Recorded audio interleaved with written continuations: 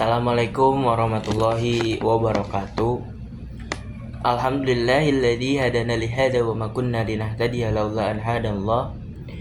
Asyhadu an la ilaha illallah wa asyhadu anna Muhammadan abduhu wa rasuluhu la nabiyya ba'da amma ba'du. Sebelumnya di sini saya Iqbal Fauji, mahasiswa Manajemen Pendidikan Islam, Fakultas Agama Islam, Universitas Singapura Bangsa Karawang. Di sini saya akan menjelaskan dan menelusuri tentang sejarah peradaban Islam pada masa Nabi Muhammad SAW. Adapun dibuatnya video ini untuk memenuhi tugas ujian akhir semester 2 ini, yaitu mata kuliah Sejarah Peradaban Islam dengan dosen pengampu Dr. Haji Zainal Abidin, SPD, MPD. Simak video ini secara seksama.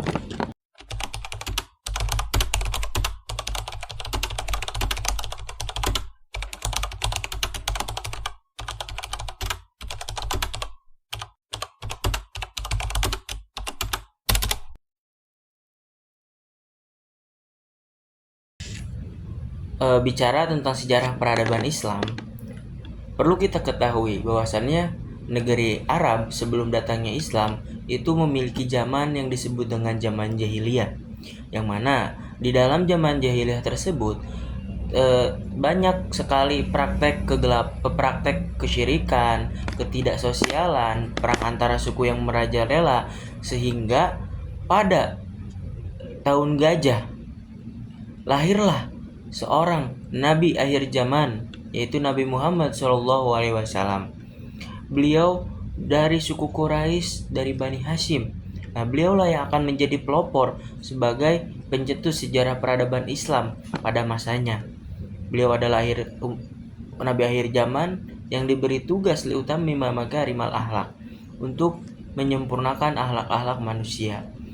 Ketika beliau lahir, itu banyak sekali kejadian-kejadian yang luar biasa, seperti padamnya api di Majusi, seperti runtuhnya para berhala yang ada di Mekah dan di tempat-tempat lain, dan memancarkan sinar yang luar biasa. Itulah Nabi Muhammad SAW. Beliau dari ketika lahir, beliau dalam keadaan yatim, yang mana ditinggalkan oleh sang ayah Anda tercinta yang wafat sebelum beliau lahir. Kemudian dalam keadaan piatu ketika umur 6 tahun, dan dilanjut diurus oleh kakeknya Abdul Muthalib sampai umur 8 tahun. Beliau ini sangat luar biasa. Nabi Muhammad dibesarkan oleh sang kakek dan diberi susu, ketika itu disusui oleh Halimatus Sa'diyah Nabi Muhammad ini, ya. Nah, sampai ketika umur 8 tahun kakek tercinta meninggal, wafat, Abdul Muthalib ini, beliau diurus oleh pamannya Abi Thalib. Sehingga ketika itu beliau diurus oleh pamannya Abi Thalib, diajakin berdagang, diajak untuk ikut mengembala dan yang lain-lainnya. Sehingga ketika umur 12 tahun, beliau mendapat gelar dan julukan dengan nama Al-Amin, atau orang yang dapat dipercaya. Nabi Muhammad diangkat menjadi nabi itu ketika umur 25 tahun. Jadi sebelum Nabi Muhammad SAW menjadi seorang rasul, itu diangkat dulu menjadi nabi ketika umurnya 25 tahun. Nah, masa ketika menjadi seorang nabi sehingga nanti menjadi seorang rasul di umur ke-40 tahun, itu memiliki banyak historis Nabi Muhammad itu sendiri, ya, pada masa kenabiannya itu. Nah, sehingga pada usia 40 tahun Nabi Muhammad SAW menerima wahyu dari Allah Subhanahu wa Ta'ala, yaitu melalui malaikat Jibril, yang mana diberikan ketika itu di Gua Hiro dengan wahyu surat Al-Alaq ayat 1 sampai ayat 5 yang berbunyi Iqra bismi rabbikal ladzi khalaq. Nah, ketika itu Nabi memiliki 2 fase dakwah. Nah, ada fase dakwah periode Mekah dan ada juga fase dakwah periode Madinah. Nah, periode Mekah ini Nabi berdakwah di Mekah selama 13 tahun, dan nanti periode Madinah itu Nabi berdakwah selama 10 tahun. Jadi dari setelah kerasulan, dari umur 40 tahun setelah sampai wafat nanti, Nabi itu di Mekah selama 13 tahun, dan selama di Madinah itu selama 10 tahun setelah diutusnya sebagai rasul.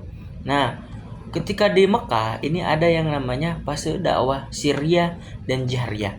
Nah, di mana fase sirriyah itu dakwahnya Nabi secara sembunyi-sembunyi antara satu rumah ke rumah yang lain, dan sehingga nanti pada akhirnya itu Nabi berdakwah dengan cara yang jahar, dengan cara terang-terangan, yaitu mengumpulkan orang-orang kafir Quraisy di lapangan, yang ketika itu juga turunlah ayat Al-Quran atau surat Al-Quran, surat Al-Ahzab.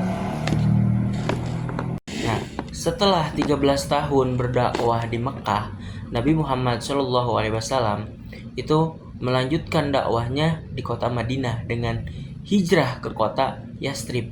Nah, perlu kita ketahui, bicara tentang Nabi Muhammad ini, Yastrib itu awal mula nama dari kota Madinah. Nah, adapun setelah 13 tahun beliau berdakwah di Mekah, itu beliau langsung berdakwah di kota Yastrib atau di Madinah Al-Munawwarah. Nah, disinilah awal mulainya Islam berkembang pesat dan menjadi negara yang damai, plural, dan adil, dan penuh toleransi. Dan orang-orang Yahudi dan orang-orang kafir yang ada di sana itu penuh toleransi oleh Nabi Muhammad, karena beliau membuat piagam Madinah ketika itu, sehingga menjamin hak berbagai kelompok dan agama dan etnis yang ada di kota Madinah tersebut. Masya Allah. Dan ketika di Madinah ini, beliau berdakwah selama 10 tahun dengan banyak pensyariatan yang turun ketika beliau dakwah di Madinah, seperti syariat puasa di 2 Hijrah, seperti syariat sholat Jumat, dan banyak syariat-syariat yang lainnya seperti haji, umroh, dan yang lain-lain. Itu disyariatkan ketika dakwahnya Nabi Muhammad SAW di kota Madinah. Ketika masa perjuangan Nabi Muhammad yang ada di Madinah ini, banyak perjuangan dan pertahanan orang muslim yang terjadi ketika setelah hijrah ke kota Yastrib atau kota Madinah Al-Munawwarah ini. Nah, salah satunya banyak terjadi peperangan yang mana untuk membela agama Islam. Salah satu contohnya perang yang terjadi di kota Madinah, yaitu dengan membuat parit yang mana diidekan oleh Salman Al-Farisi. Itu adalah perang Khandaq, mana itu perang parit. Nah, dan juga ada perang Badar yang mana perangnya di daerah Badar, dan perang Uhud yang mana perangnya juga terjadi di daerah Uhud. Sehingga sampai akhir atau puncak dari peperangan Nabi Muhammad itu ketika Fathul Makkah, di mana Fathul Makkah ini pembebasan kota Mekah, sehingga Rasul bebas untuk ke Madinah dan ke Mekah dengan bolak-balik dengan cara tenang, damai, dan bebas. Nah, setelah tadi dijelaskan bahwasannya ada tragedi yang namanya Fathul Makkah. Nah, Fathul Makkah ini adalah puncak dari peradaban Islam awal atau puncak peradaban Islam ketika masa zaman Nabi Muhammad. Mengapa dibilang seperti itu? Karena ketika tahun 8 Hijrah, Rasulullah SAW menaklukkan Mekah tanpa adanya pertumpahan darah. Ka'bah dibersihkan dari berhala dan penduduk Mekah berbondong-bondong memeluk Islam. Itu dijelaskan dalam surat An-Nasr. Idza jaa nasrullahi wal fath. Nah, sehingga inilah menjadi momen puncak kejayaan dakwah Nabi Muhammad setelah Islam tersebar ke seluruh jazirah Arab, menyebarkan nilai-nilai tauhid, keadilan, dan perdamaian. Setelah terjadinya Fathul Makkah, beberapa tahun kemudian, pada tepatannya pada tahun 11 Hijriah, Rasulullah SAW itu wafat. Namun, warisannya tetap abadi. Beliau meninggalkan 2 hal yang tidak akan pernah tersesatkan bagi manusia kalau kita sebagai umatnya senantiasa memegang kepada keduanya. Lan tadilla bihi abadan, Al-Quran wal hadis. Jadi ketika kita memegang Al-Quran dan hadis sebagai peninggalan Nabi Muhammad kepada kita umatnya, maka kita tidak akan pernah tersesat. Ya, seperti contohnya bagaimana membangun peradaban berbasis iman, ilmu, dan akhlak itu ada di dalam Al-Quran. Itu sebagai salah satu sejarah peninggalan peradaban Nabi Muhammad SAW. Selain itu ada bentuk infrastruktur seperti Masjid Nabawi, Masjid Kuba, dan yang lain-lainnya. Tidak bisa disebutkan semuanya. Sahabat sekalian, sejarah peradaban Islam pada masa Nabi Muhammad SAW itu adalah cahaya yang tidak akan pernah padam, karena awal mulai Islam berjaya dan kejayaan serta kemenangannya itu dimulai dari sejarah peradaban Islam pada zaman Nabi Muhammad. Nabi Muhammad memberikan kita inspirasi bahwa dengan iman, akhlak, dan kepemimpinan yang adil, sebuah masyarakat bisa bangkit dari kegelapan menuju peradaban yang mulia. Maka Nabi Muhammad bukan sekedar seorang nabi akhir zaman, tapi sebagai proklamator Islam, inspirator yang hebat, dan orang yang berperan penting dalam kejayaan Islam pada masanya, sehingga kita bisa merasakan kenikmatan Islam itu hari ini. Seperti itu. Bicara Nabi Muhammad, kita ingat dengan surat Al-Ahzab ayat 21. Laqad kana lakum fi Rasulillahi uswatun hasanah.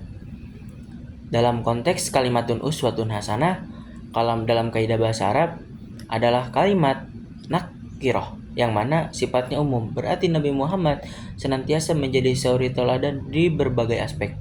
Suri teladan sebagai seorang pemimpin, suri teladan sebagai seorang pengembala, suri teladan sebagai seorang pedagang, suri teladan sebagai seorang suami. Nah, Nabi Muhammad ini inspirasi dan motivator kita dari segi setiap aspeknya. Mungkin itu saja yang bisa saya sampaikan. Terima kasih sudah mendengarkan. Kurang lebihnya mohon maaf. Bila mana banyak kesalahan, mohon dimaafkan dan dimaklumi karena kami masih belajar.